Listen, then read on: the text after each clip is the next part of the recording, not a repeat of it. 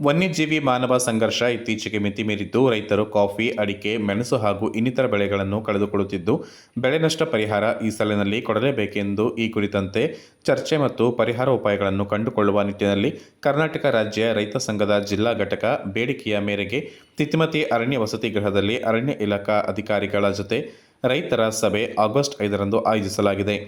ಜಿಲ್ಲೆಯ 5 ತಾಲೂಕುಗಳ ರೈತರು, ಬೆಳೆಗಾರರು, ಕಾರ್ಮಿಕರು ಸಭೆಯಲ್ಲಿ ಹೆಚ್ಚಿನ ಸಂಖ್ಯೆಯಲ್ಲಿ ಪಾಲ್ಗೊಂಡು ಸಮಸ್ಯೆಗಳಿಗೆ ಪರಿಹಾರ ಕಾಣುವಂತಾಗಬೇಕೆಂದು ಕರ್ನಾಟಕ ರಾಜ್ಯ ರೈತ ಸಂಘದ ಜಿಲ್ಲಾಧ್ಯಕ್ಷರಾದ ಕಾಡ್ಯಮಾಡ ಮನು ಸೋಮಯ್ಯ ಮನವಿ ಮಾಡಿದ್ದಾರೆ. ಕರ್ನಾಟಕ ರಾಜ್ಯ ರೈತ ಸಂಘದ ಕೊಡಗು ಜಿಲ್ಲಾ ಘಟಕದ ವತಿಯಿಂದ ಗೋಣಿಕೊಪ್ಪದಲ್ಲಿರುವ ಸಂಘದ ಕಚೇರಿಯಲ್ಲಿ ನಡೆದ ಪೂರ್ವಭಾವಿ ಸಭೆಯ ಅಧ್ಯಕ್ಷತೆ ವಹಿಸಿ ಮಾತನಾಡಿದ ಅವರು, ರೈತ ಸಂಘದ ಕೋರಿಕೆ ಮೇರೆಗೆ ಆಗಸ್ಟ್ 5ರಂದು ಬೆಳಗ್ಗೆ 11 ಗಂಟೆಗೆ ತಿತಿಮತಿಯಲ್ಲಿ ಸಭೆ ಆಯೋಜಿಸಲಾಗಿದೆ.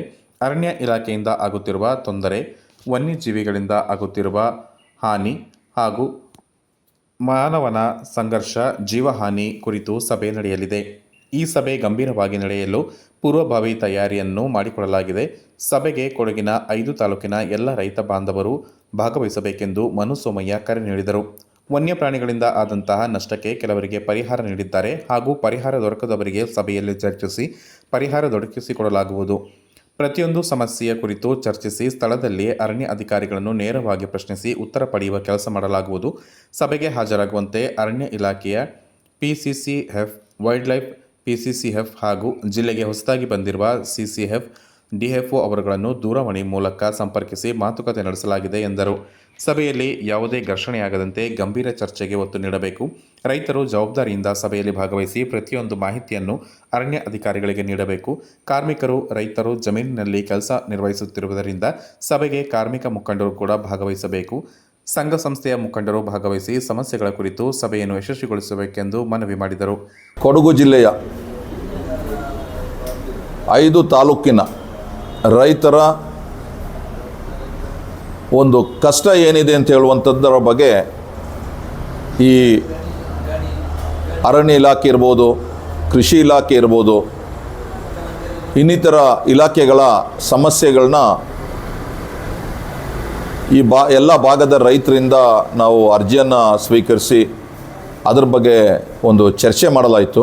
ಹೆಚ್ಚು ಗಂಭೀರವಾದಂಥ ವಿಚಾರಗಳನ್ನ ಚರ್ಚೆಗೆ ಬಂದಂಥದ್ದು ಹಾಗೂ ಅರ್ಜಿ ಸ್ವೀಕರಿಸಿರೋದು ನಮ್ಮ ಅರಣ್ಯ ಇಲಾಖೆಯ ಭಾಗದಿಂದ ಆಗ್ತಾ ಇರುವಂಥ ತೊಂದರೆ ಏನು, ಕಾಡು ಪ್ರಾಣಿ ಹಾಗೂ ಮಾನವ ಸಂಘರ್ಷ, ಈ ಅರಣ್ಯ ಇಲಾಖೆಯ ಅಧಿಕಾರಿಗಳ ಬೇಜವಾಬ್ದಾರಿಗಳು, ಇದರ ಬಗ್ಗೆ ಗಂಭೀರವಾದಂಥ ಚರ್ಚೆಗಳು ನಡೆಯಿತು.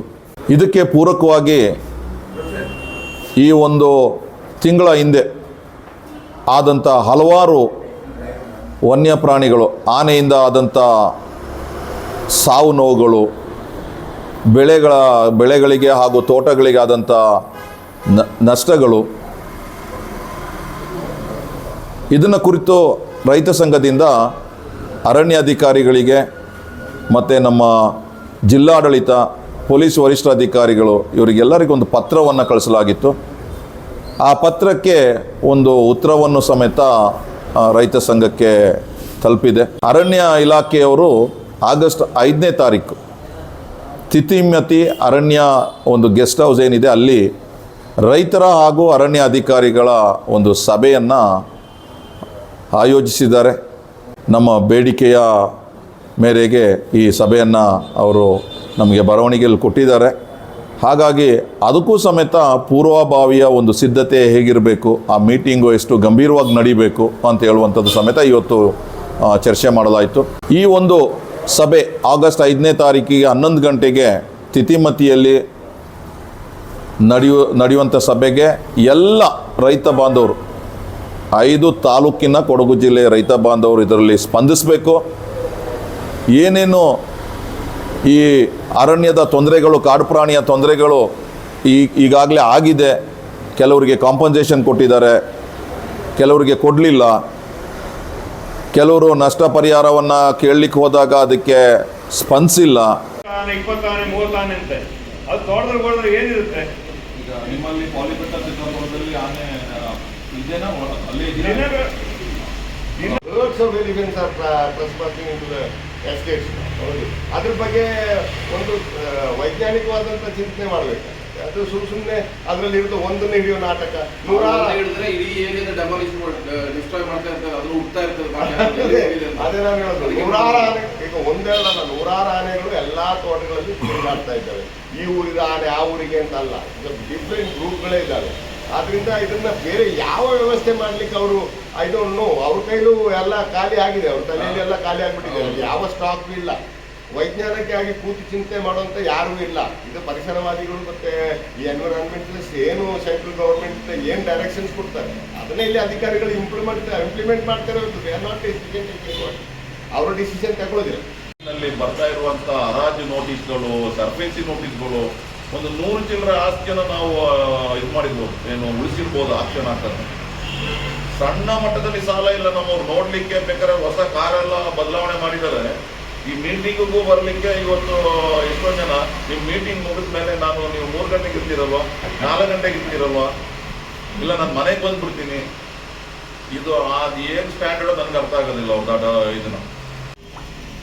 ಬೇರೆ ಬೇರೆ ಗ್ರಾಮ ಹೋಬಳಿಗಳಲ್ಲೆಲ್ಲ ಹಲವಾರು ಮೀಟಿಂಗ್ಗಳು ನಡೆಯಿತು. ಆ ಭಾಗದ ಗ್ರಾಮಸ್ಥರುಗಳು ಸಮೇತ ಅಲ್ಲಲ್ಲಿ ಅರಣ್ಯ ಅಧಿಕಾರಿಗಳ ಜೊತೆ ಚರ್ಚೆ ಮಾಡಿದ್ರು.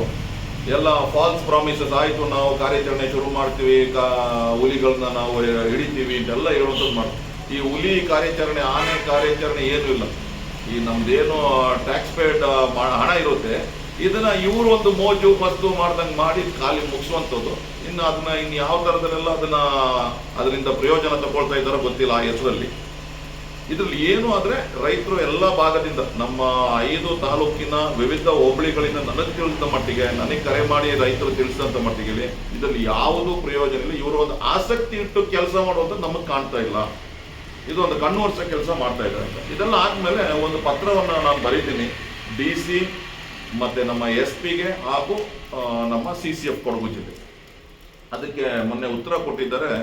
5ನೇ ತಾರೀಕು ನಾವು 12 ದಿವಸದ ಗಡುವು ಕೊಟ್ಟಿದ್ವಿ. 12 ದಿವಸದೊಳಗೆ ಒಂದು ಮೀಟಿಂಗ್ ಆಗಲೇಬೇಕು.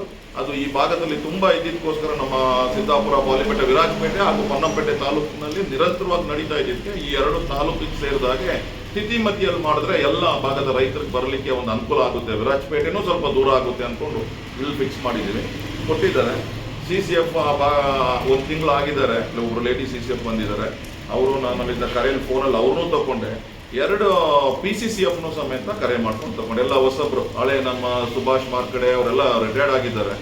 ಸೊ ವೈಲ್ಡ್ ಲೈಫ್ದು PCCF ಅದು ನಮ್ಮ ರೆಗ್ಯುಲರ್ ಇಬ್ಬರನ್ನೂ ತಗೊಂಡೆ ಮಾತಾಡಿದ್ದೀನಿ.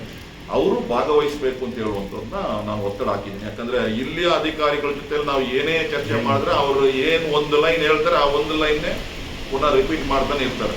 ಅವರಿಂದ ಸ್ವಲ್ಪ ಕೇಳೋಣ ಅಂತ ಹೇಳಿ ಇದು ಮಾಡಿದ್ವಿ. ಹಾಗೆಯೇ ನಮ್ಮ ಫಾರೆಸ್ಟ್ ವೈಲ್ಡ್ ಲೈಫ್ದು ಡೈರೆಕ್ಟರ್ ಅವರು ಸಮೇತ ಬರಬೇಕು ಅಂತ ಹೇಳೋದು. CCF ದೂರವಾಣಿಯಲ್ಲಿ ಮಾತಾಡಿದಾಗ ಹೇಳಿದ್ರು, ನನಗೆ ಇಮಿಡಿಯೇಟ್ ಮೀಟಿಂಗ್ ಫಿಕ್ಸ್ ಮಾಡ್ಲಿಕ್ಕೆ ಆಗಲ್ಲ, ನಾನು ನಮ್ಮ ಕುಟುಂಬದಲ್ಲಿ ಒಂದು ಸಾವಾಗಿದ್ದಕ್ಕೋಸ್ಕರ ನಾನು ಪೂನಾ ಎಲ್ಲೋ ಬಂದಿದ್ದೆ, ಅವ್ರ ಮಾವ ಏನೋ ತಿಳ್ಕೊಂಡಿದ್ರಂತೆ. ಹಾಗಾಗಿ ಬಂದು ನಾನು ಎಲ್ಲ DCF ಅವ್ರನ್ನ ಕರೆಸಿ ಒಂದು ಸಭೆ ಮಾಡಿ ನಾನು ಸ್ವಲ್ಪ ತಿಳ್ಕೊಂಡು 1 ತಿಂಗಳು ಆಗಿದ್ದಕ್ಕೋಸ್ಕರ ಅಲ್ಲಿಂದ ಮಾಡ್ತೀನಿ ಅಂತ. ಇದು ಗಗನಕ್ಕೇರ್ತಾ ಇದೆ. ಇದೆಲ್ಲವನ್ನ ಗಂಭೀರವಾಗಿ ನಾವು ಆ ಸರ್ಕಾರ ಮಾಡ್ತಾರೆ, ಈ ಸರ್ಕಾರ ಮಾಡ್ತಾರೆ, ಈ MLA ಮಾಡ್ತಾರೆ, ಇನ್ನೊಂದು MLA ಮಾಡ್ತಾರೆ ಅಂತ ಹೇಳೋದು, ನಮ್ಮ ಇದಕ್ಕೆ ನಾವೇ ಬೀದಿಗೆ ಇಳಿದ್ರೆ ಮಾತ್ರ ಇದಕ್ಕೆ ಏನಾದರೂ ಒಂದು ಪರಿಹಾರನೋ ಒಂದು ವ್ಯತ್ಯಾಸನ ಕಾಣ್ಬೋದು ಅಂತ ಹೇಳುವಂಥದ್ದು ನನ್ನ ಒಂದು ಒಪ್ಪಿಗೆ. ಬಹುಶಃ ತಾವೇನಾದರೂ ತಮ್ಮ ಒಪ್ಪಿಗೆ ಇದ್ರೆ ಸೂಚಿಸಿ ಅದೇ ರೀತಿಯಲ್ಲಿ ಕೆಲಸ ಮಾಡೋಣ. ಸೊ ನಾನೇ ಹೆಚ್ಚಿಗೆ ಮಾತಾಡ್ಕೊಂಡು ಹೋಗ್ರಿ ಅಂತ. ಎಲ್ಲೂ ಕಂಟಿನ್ಯೂ ಆಗಿ EPT ಇದು ಕಂಟಿನ್ಯೂ ಆಗಿಲ್ಲ, ಸೋಲಾರ್ ಮೆನ್ಸು ಕಂಟಿನ್ಯೂ ಆಗಿಲ್ಲ, ರೈಲ್ವೆ ಬ್ಯಾರಿಕೇಡು ಕಂಟಿನ್ಯೂ. ಅವ್ರು ಎಲ್ಲೆಲ್ಲಿ ಬೇಕು ಈ ಒಂದು ಆನೆ ಮತ್ತು ಮಾನವ ಸಂಘರ್ಷ ಇರಲೇಬೇಕು, ಇದು ತಡೆಗಟ್ಟಬಾರ್ದು ಅಂತ ಹೇಳೋದ್ರಲ್ಲಿ ಎಲ್ಲ ಅಲ್ಲಿ ಬಿಟ್ಕೊಂಡಿದ್ದಾರೆ. ಇದನ್ನ ಫಸ್ಟ್ ನಾವು ಕಂಪ್ಲೀಟ್ ಮಾಡುವಂಥ ಕೆಲಸ ಮಾಡಬೇಕು. ಬಹುಶಃ ಇದಕ್ಕೆ ನಾವು ಒಂದು ಟೀಮ್ ಮಾಡಿ ಅದರ ಭಾಗದಲ್ಲಿ ಕರ್ಕೊಂಡು ಒಂದ್ಸತಿ ನಾವು ಮಾಡಿದ್ರೆ ಯಾರು ಇರಲ್ಲ. ಎಲ್ಲ ರೈತರು ಒಂದು ದಿನ ಬೆಳಗಾದರೆ ಫೇಸ್ ಮಾಡುವಂಥ ಮುಖ್ಯ ಒಂದು ಪ್ರಾಬ್ಲಮ್ ಏನಂತ ಹೇಳಿದ್ರೆ, ಆನೆಯಿಂದ ರೈತನಿಗೆ ತೋಟಕ್ಕೆ ಹೋಗ್ಲಿಕ್ಕೆ ಆಗ್ತಾ ಇಲ್ಲ, ನಮ್ಮ ತೋಟದಲ್ಲಿ ಯಾವ ಕಾರ್ಮಿಕರು ಬಂದು ಕೆಲಸ ಮಾಡೋದಿಲ್ಲ. ಇದೊಂದು ದೊಡ್ಡ ಸಮಸ್ಯೆ. ಇವರು ಕಂಪ್ಲೇಂಟ್ ಮಾಡಿದ್ರೆ ಓಡಿಸೋದು, ಈ ಓಡಿಸಿ ಏನು ಪ್ರಯೋಜನ ಇಲ್ಲ. ಅವರು ದಯವಿಟ್ಟು ಈ ಆನೆಗಳನ್ನು ಕರ್ನಾಟಕದಿಂದ ಶಿಫ್ಟ್ ಮಾಡಲಿ. ಜಿಲ್ಲೆಯಲ್ಲಿ ಉದ್ಭವಿಸಿರುವ ಕಾರ್ಮಿಕರಿಗೆ ಕೊಡುವಂಥ ಕೂಲಿ ಮತ್ತು ಅವರ ಸಮಯದ ಆ ಒಂದು ಅವಧಿ ಏನಿದೆ, ಇದೆಲ್ಲ ಏನು ನಮ್ಮ ಕೈಯಿಂದ ಜಾರ್ತಾ ಇದೆ. ಯಾರು ಕೇಳೋದಿಲ್ಲ, ಮಾಡೋದಿಲ್ಲ. ಸಭೆಯಲ್ಲಿ ಕರ್ನಾಟಕ ರಾಜ್ಯ ರೈತ ಸಂಘದ ಕೊಡಗು ಜಿಲ್ಲಾ ಘಟಕದ ಪ್ರಧಾನ ಕಾರ್ಯದರ್ಶಿ ಚಟ್ರುಮಾಡ ಸುಜಯ್ ಬೋಪಯ್ಯ, ಜಿಲ್ಲಾ ಪ್ರಧಾನ ಸಂಚಾಲಕ ಪುಚ್ಚಮಾಡ ಸುಭಾಷ್ ಸುಬ್ಬಯ್ಯ, ಸಹ ಕಾರ್ಯದರ್ಶಿ ಅಜ್ಜಮಾಡ ಚಂಗಪ್ಪ, ಜಿಲ್ಲಾ ಖಜಾಂಜಿ ಇಟ್ಟಿರ ಸಬಿತಾ ಭೀಮಯ್ಯ ಮತ್ತಿತರರು ಹಾಗೂ ರೈತ ಸಂಘದ ಮುಖಂಡರು ಸದಸ್ಯರು ಭಾಗಿಯಾಗಿದ್ದರು.